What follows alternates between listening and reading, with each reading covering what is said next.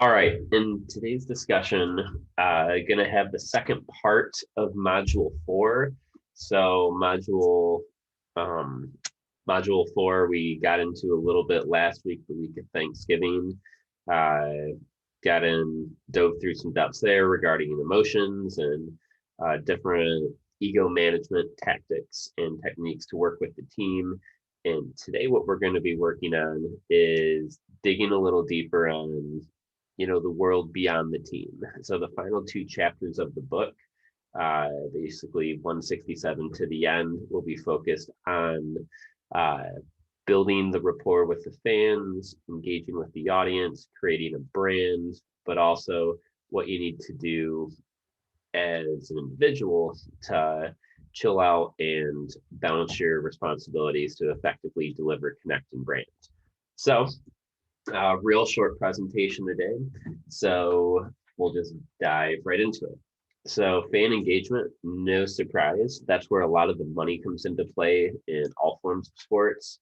The more that you promote, the more that you engage, the more that you interact, it just draws in more sponsors. It enhances your following on social media forums. If you're a user of Twitch or YouTube or other streaming services, the more that you have engaging, the more businesses are going to become aware of that. And then that's where the money is going to come into play to get some of those sponsorships, some of those placement opportunities, and really enhance enhance your brand. So fan engagement is really what it comes down to. Well, obviously, you have to have a good skill foundation, but if you're not engaging with fans and you don't have a persona that's really reaching out and uh, just interacting, the money won't follow to the levels that it could.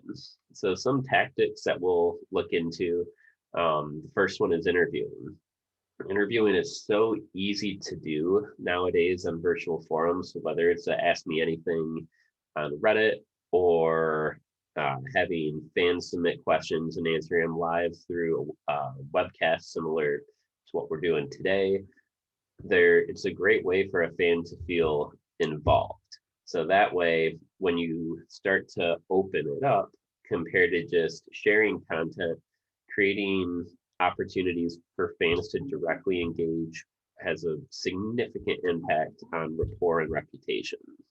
So whether it's uh, a Facebook live stream as simple as that, to more interactive Twitch or Ask Me Anything sessions, something definitely to look to for any level of gamer looking to branch out and engage. So when you're establishing these communications, directness is key. Directness, having a straight shot, whether it's a following on Instagram or just the opportunity for a fan to feel like they are connecting on a personal level, that's huge. Um, so with that, it builds trust. It's a way that you can really expand on those core values that you have. So when you think back to the earlier chapters in the book, when you're, when you're building a reputation, when you're reaching out to audiences, go back to those values. And that's a way that you can really connect with individuals that have the same mindset and views of you. With that too, we have to remember at the end of the day, we can't be elitists. We're all in the same thing together. Maybe you have figured out as an e-athlete or as a professional e-athlete how to do things a little more strategically, to get your name out there, to have training resources available, to get some of that compensation coming in. But you're all in it together. So having that human component when connecting with fans is key, just so you're not diminishing their skill set, mindset, anything like that. Then similar to that mindset, greatness is relative. um, your fans are arguably stronger contributors than you are to your success, because with them, that's where those sponsorships and branding opportunities will come into play when it comes to brand engagement and just enhancing your image out there. Also, when engaging in, whether it's, like I already said, Ask Me Anything forums or question sessions through virtual interviews with your audiences, it's important to be serious, but also, to take it seriously, but also to tell the whole story. So when you think about some very successful athletes in the traditional sport forums, the stories are really what pull you in, to gravitate towards one athlete or another. So with that, it's another thing that I talk about when I host interviewing workshops for job interviews. Let's go through the who method when we're articulating information, compared to just saying this is what I did or this was what happened. Let's think through the greater process when you're answering questions in interviews, whether it's esports or interviews, whether it's for a job. So let's lay the story out. What happened? What did you do? How did you do it? How did you get there? What was the outcome and impact and that lasting sentiment that you have? So by going through the steps, telling a story, great way to connect with the audience, but also build credibility compared to just saying, I did this. Take a step back and explain how you did this and what happened. And like, what's that lasting effect that came from those decisions? Another thing, when communicating, don't oversell, don't promise victory, could lead to, a diminishing or dissatisfaction when it comes to how the audience interprets you. It's cool to be cocky, it's fun to be cocky, and it's okay to be cocky at times.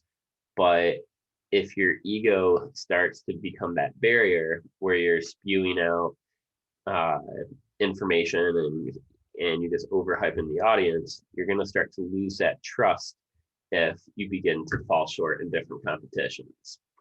Then the final slide for the second part of module 2 goes to the changing of viewpoints. So when you think about the growth in esports, this could be match to match. It could be semester to semester if you're on the JC team. It could be year to year, the more the professional forum, when you have, an official coach to train, to get you connected and amped up through the process. So through these various time periods, how are you adapting? How are you engaging? One thing to think about that's actually very, very, very relevant in the current world of traditional sports to think about when it comes to changing the view of fans. Let's look at the examples of the Lions, the Tigers, and the Pistons. So the Lions, for many, have a long history of fans being frustrated, of running into certain barriers, whether it's draft picks or lack of change in certain areas. So this past weekend, with the termination of the general manager and coach, right off the bat, you started to see this mindset change in a lot of the fans. All of a sudden, frustration turned into hope. So when you think about what the Lions might do next year, this year isn't going to look as bad as it currently does. Then you look at the Pistons. The Pistons were losing a lot of traction, a lot of hope as well. They are a stage ahead of the Lions in this process. They brought in a new coach last year and a new general manager this year. And what they did, they wiped out basically all but 3 players on the active roster of the team. So for them, they tore it down, building from the ground up and starting off from scratch. Now, Lions, you can't just start off from scratch with a 53-man football team. It's going to take time, but that top level vision does provide that hope to change the view of the fans. And that's something the Pistons really dove into when deconstructing and reassembling the roster, basically in a 4-day period between the NBA draft and free agency. Then you look at the Tigers, and the Tigers are presumably ahead of the rest of them in this. And just to remember how the Tigers were between 2006 and 2015, they were one of the top teams in the sport.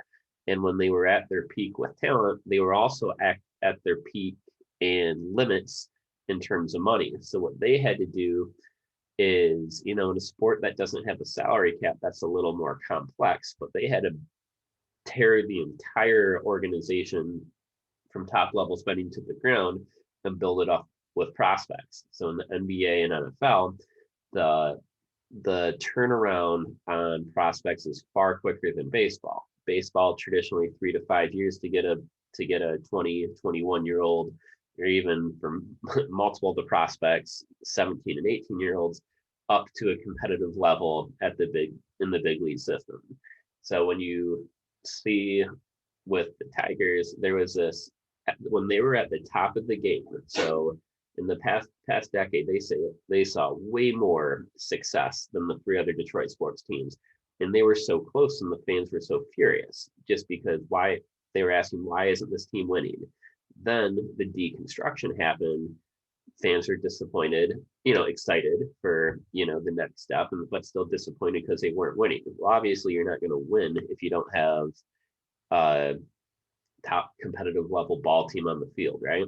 So now we're at the back end of the stage where those prospects are developing, and they hit the mound and hit the field last year, and we're still about 1-2 years away for some of that core to come through.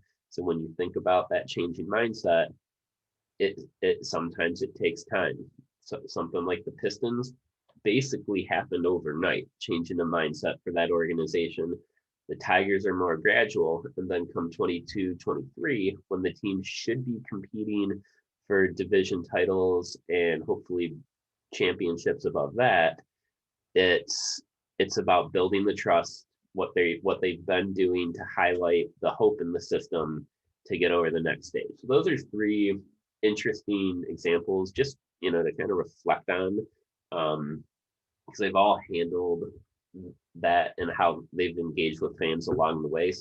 A couple of those organizations better than others, as well as you toss Red Wings in the mix, but just something to think on when you're reading through that chapter. Now, something I wanted to expand on when it comes to connecting with the fans is let's take a deeper look into some of the athletes out there and what they're doing and how they're doing it the right or wrong way. So if you look at question 3 of the second discussion within module 4, question 3 starts to talk about a specific athlete, or what's been working in esports in terms of fan engagement. Because we're at a point in this semester where you've really been able to study this from different levels, I actually last night posted a bonus assignment. This is not mandatory, and I hate to use the words extra credit, but this could be a way to get bonus points applied to previous assignments. So if you missed some chat points in the past, or if there was an assignment, a quiz that a couple extra points could help boost up. This is a assignment that's up to 15 points possible that you will submit directly to me via email. So what I'm looking for in this is I want you to identify an e-athlete or a team that, over the past few weeks in this class, or just from your observation over the past few years, pick an esport team or athlete that has successfully and effectively engaged with the audience. Provide a little bit of background with that. In addition, with that background, present some different strategies, medias that this athlete or team has used as their primary forum to communicate. And then from there, what do you deem as the most effective path? What drew you in, but also what has drawn in a greater audience or revenue? So this is not required assignment, but since nothing was due yesterday, many of you may have got ahead of the game. So this is a nice way that you could get some bonus points in play if you have time and want to dig a little deeper. So 15 points, not bad, basically to the level of those discussion questions. So I wanted to throw that out there. So from there, I know that Tyler joined. Thanks for joining, Tyler.